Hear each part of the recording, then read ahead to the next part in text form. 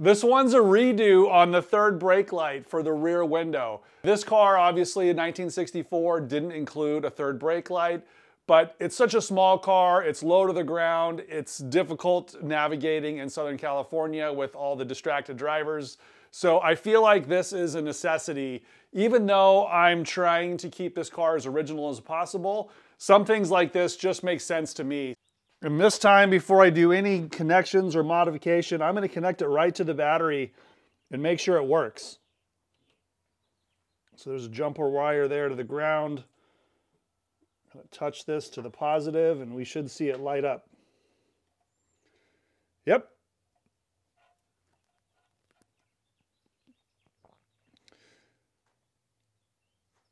That's perfect and nice and bright too. The previous problem was I got this strip from Amazon and I ordered the 6 volt, but it actually came as a 12 volt. No part numbering, it was just kind of an Amazon disaster. So I got my money back on that one. This one is from Jules at Vintage Trader. I'm gonna make this so it's removable and I'll have a quick disconnector on it. So if I'm at an event or car show or something, I can just pull it down and tuck it under the seat or something. I'm gonna show you how to install the third brake light in a Porsche 356 for better visibility and more peace of mind.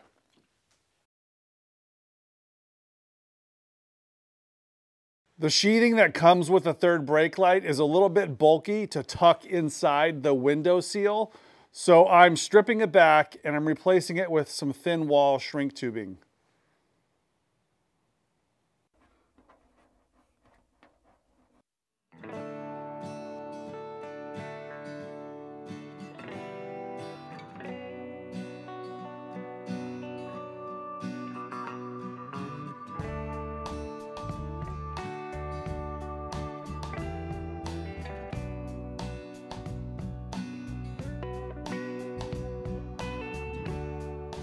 Also, the wires are a little too short to be in a convenient place for a quick disconnect.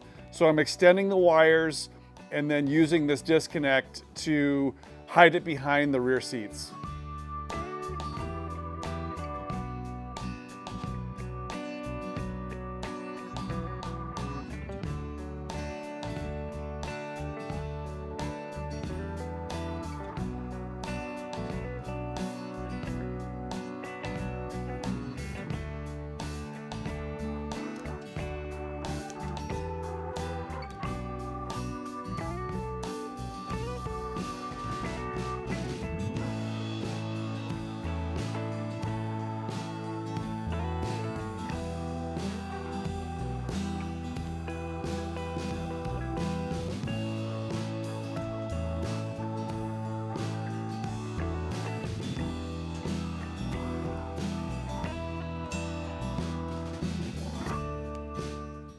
This is the stoplight switch. It's located right behind the pedal box, the master cylinder. And the best place to tie in the third brake light is going to be on this side of the master cylinder switch. So it's a black and purple wire.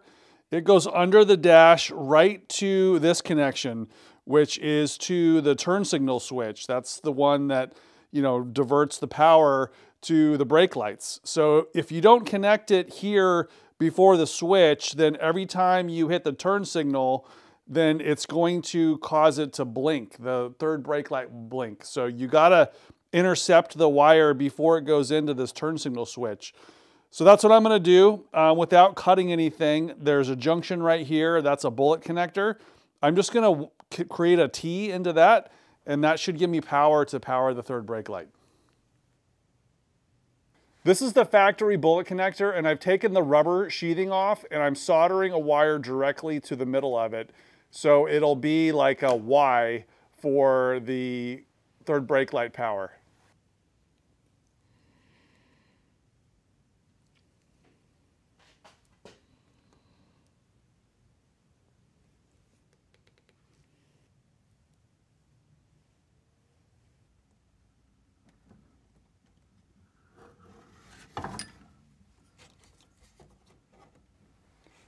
Time to make a bracket.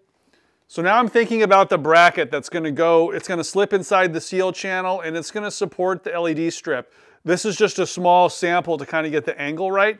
Okay, so here's the window channel, and of course there's no headliner in my car yet, but that can tuck underneath there, and then this angle is pretty much vertical, so it's heading straight back. So the angle here is a little bit more than 90. It's probably like, I don't know, it's bent like 105. I'll measure it.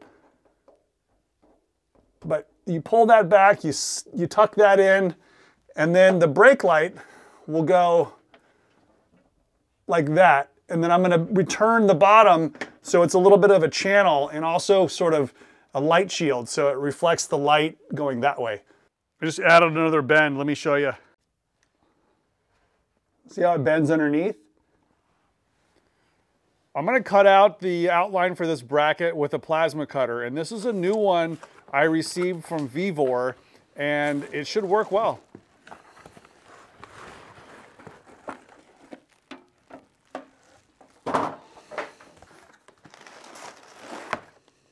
Air pressure regulator and water trap, that's cool.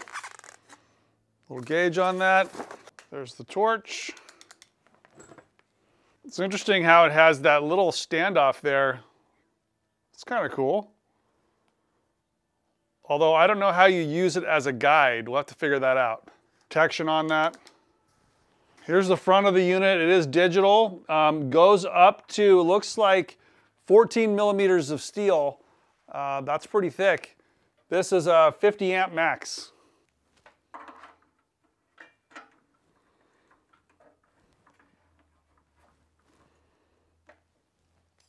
That's the ground cable.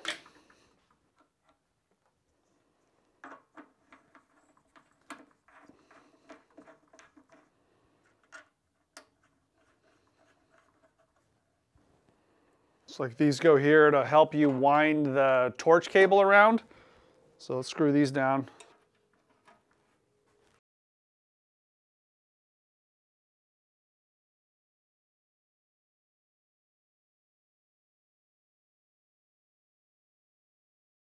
It does come with extra tips, extra electrodes, and some hose clamps. I have my quick disconnect on my air hose, so that's why I'm not using the rest of this hose. But it does come with some spare parts, so it will run on 110 or 220. It's just going to have higher output at 220, so, but I can run it either way.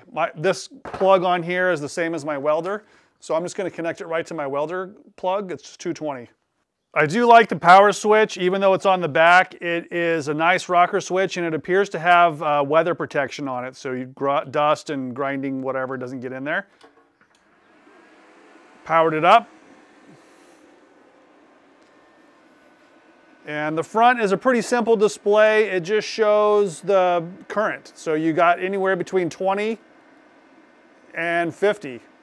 So kind of redundant from what this says, but it does have a digital readout. Because I'm cutting pretty thin metal, I'm just going to start with 20. The manual does have a cutting chart, although for like thin metal, it says you can go all the way up to 50. And that really just depends on how quick you want to cut. I like to go the lower amperage only because it gives you a little bit of a finer plasma arc, and that finer arc just means more delicate, more control. All right, first test cut, freehand. Here we go.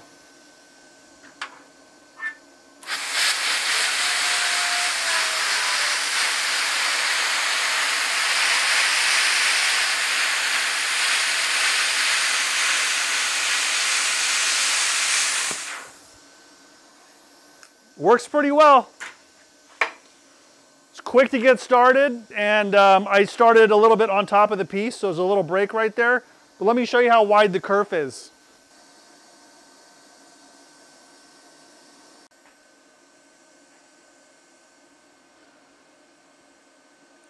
So it's cutting at about 50, I guess it's 51 thousandths. And the slag on the back is not too bad. There's usually more on one side than the other, but this would just knock right off. I have a special tool for that, actually. This is just a DIY slide hammer.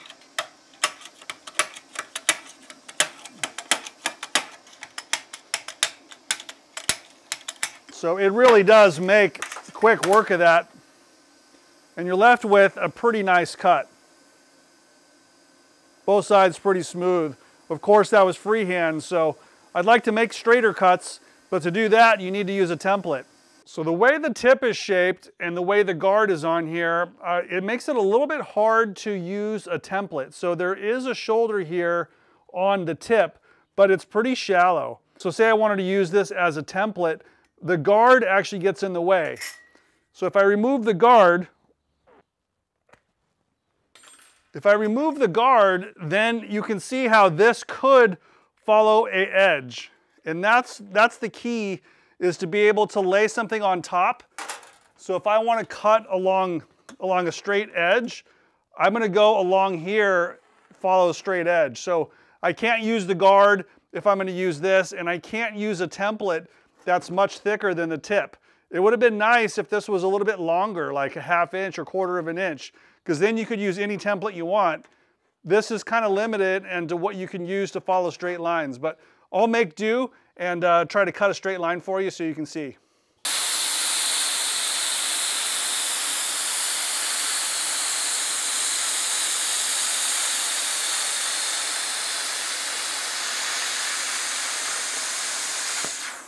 That time I turned the pressure down a little bit and I moved a little quicker. So the width of the kerf is a little bit narrower.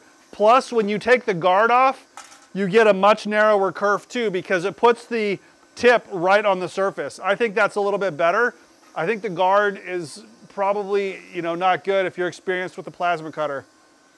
Now the width of the cut, or the kerf, is about 24 thousandths. It's about half of what it was. And the other important thing to know is how far it is from the end, because that's the number you need to offset every template with. It looks like it's cutting at about 100 thousandths, which is a great number, nice and even to remember. So anytime you want to make a cut, if you just put your square template or your straight edge or whatever edge you want to follow, you just want to offset it by 100 thousandths and it will cut that way every time. That's really cool. And oh, by the way, this piece I used as a straight edge isn't even that straight. This was cut with some snips. That's one of the advantages of the plasma cutter, is you can get straighter cuts than you could with the tin snips or even with a cutoff wheel. A cutoff wheel, it's hard to follow a perfectly straight edge. This will be as accurate as the edge that you trace. It's pretty good. Plus you can do some complicated shapes. For instance, if you were to have a template made that could emulate some special curves, you can reproduce that curve as simple as just laying it on top, include the offset, and then go. The other nice thing is there's a little bit less slag when the guard's not there. It just cuts through the material a little bit more efficiently. More slag on one side than the other, and I think that's pretty normal. Now I'm just tracing on here the actual shape that I want to cut for my third brake light bracket. And I'm going to go ahead and draw the line on here, even though you don't really need to, because it's going to follow the edge as it is. So I'm just making sure that I got a parallel surface here. It's exactly 2 inches to the outside of the line. The other thing is I don't want this edge that goes inside the window channel, I don't want it to be the entire length. I'm only going to do it on the ends at about that width. That's just going to make it to install a little bit easier, because the actual roof is not flat, it's curved. So if you try to get a linear flange in there, it just wouldn't work.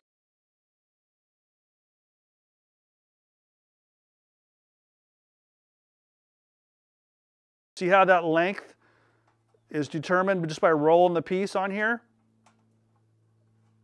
You can do that with cardboard too, but I like to just, use this rigid piece because I use it to find the angle and stuff. So that's really the shape I want. It's going to be not that line.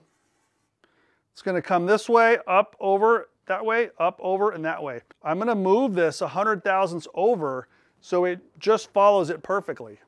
We'll cut that one first so it doesn't just fall out. It'll be supported on the ends, and then we'll cut the outer ones and then it'll fall. That's my 100 thousandths distance there. We go ahead and clamp this down on this end. And then on this end, because it's not long enough, I'm just going to tape it. That's going to work fine.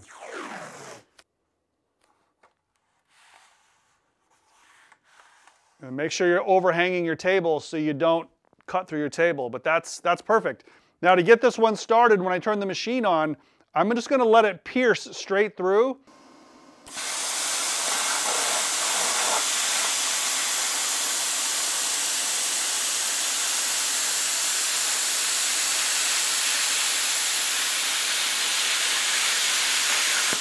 End right there.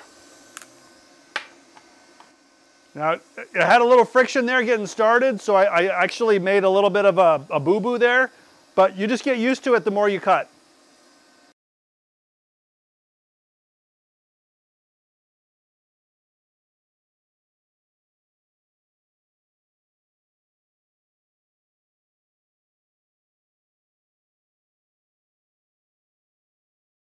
This is where I had that bad start and didn't move it quickly enough, but I'm gonna knock the slag off the back and then we'll just fine tune that corner. Should be fine.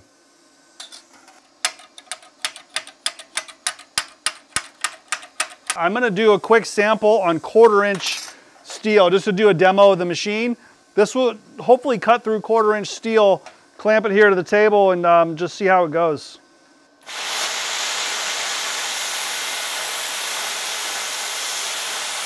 It's a big angle.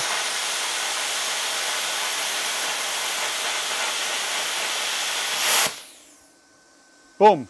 This had a little bit of tape on it, so it's burning a little bit, but yeah, it's a pretty good cut. Obviously it'd be better if you were to use a straight edge, but the power of the machine is pretty good. That piece of slag would probably come off. Let's see. Just clamp it on there.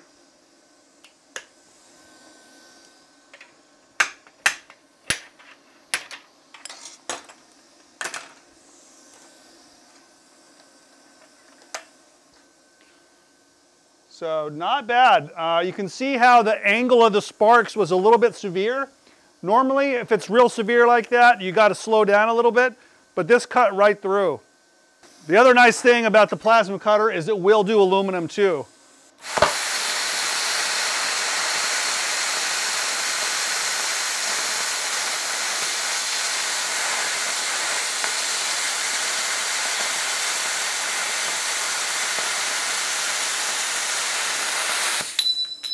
It's not the cleanest of cuts, but at least it's square. And yeah, it just a little bit messy. Let's see if we can clean it up. That's what the surface looks like of the aluminum being cut. It's got some advantages. It'll cut through thick stuff. It's pretty accurate on the thin stuff. You have ability to cut through aluminum, brass, copper, whatever you want, stainless steel. So I like the machine. I think it's a good one. So you might be thinking, I'm just going to use my angle grinder with a cutoff wheel on it. This totally works fine too, especially for thin metal. The difficulty is when you want to do curves or you want to do like internal cuts, like on this right here. It's doable, but you end up, having to stop and start on the corners there. It's a little bit trickier. Plus, these aren't really that safe. These discs can explode. You really can't do aluminum with them. Thicker materials are a real challenge. It just doesn't have as much power as the plasma cutter. So if you do use these, just be careful. The plasma cutter, in my opinion, is the more versatile and safer way to go. And then if you're curious how I did on the measurements, I planned for 10 1/4 and I got just like a tiny bit less, about 30 thousandths less than 10 1/4. Really pretty accurate. This distance here, which was supposed to be 2 inches, is right about 2 inches, maybe slightly less. So I might need to cheat my my template out just a little bit, but like this dimension here is 1 inch. Everything is really pretty close. I'm also just rounding those corners just a little tiny bit.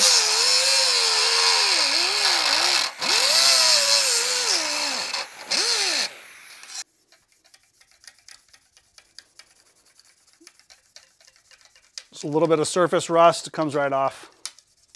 So that is the cut piece, and I'm just going to take it over to the bender. We'll put the long bend in. That's going to be the channel, and then this is going to be the tabs that go in the seal. Now I'm going to mark the bend lines.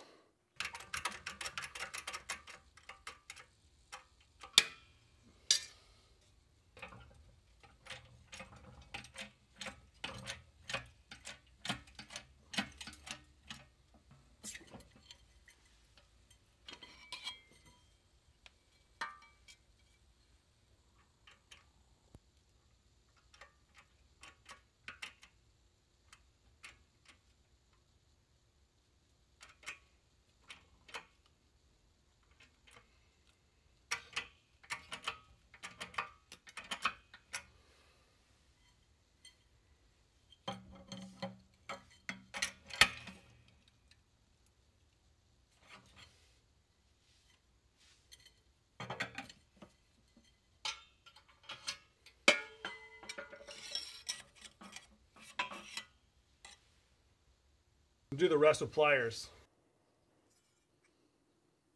Trying to get that same angle there, which that's pretty much got it. Do the same on this side.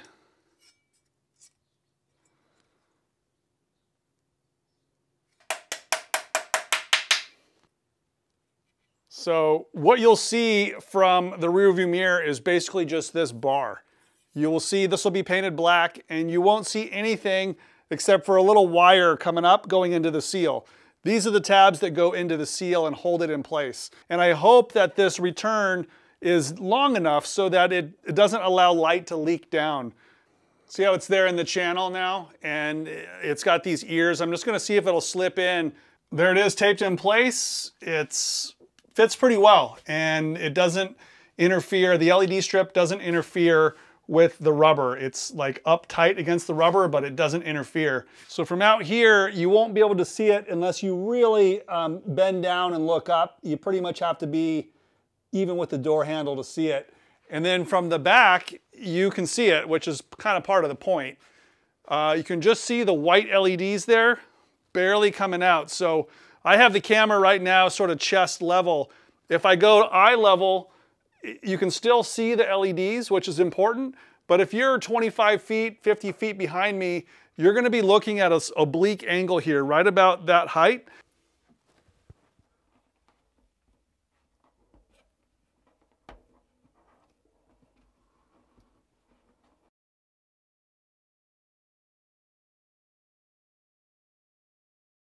I'm pretty pleased with it. This is plenty long. Probably can cut this down a little bit. So this wire will get coiled up, I think, but there's the connector. It's just gonna get tucked back here, hidden behind the seats.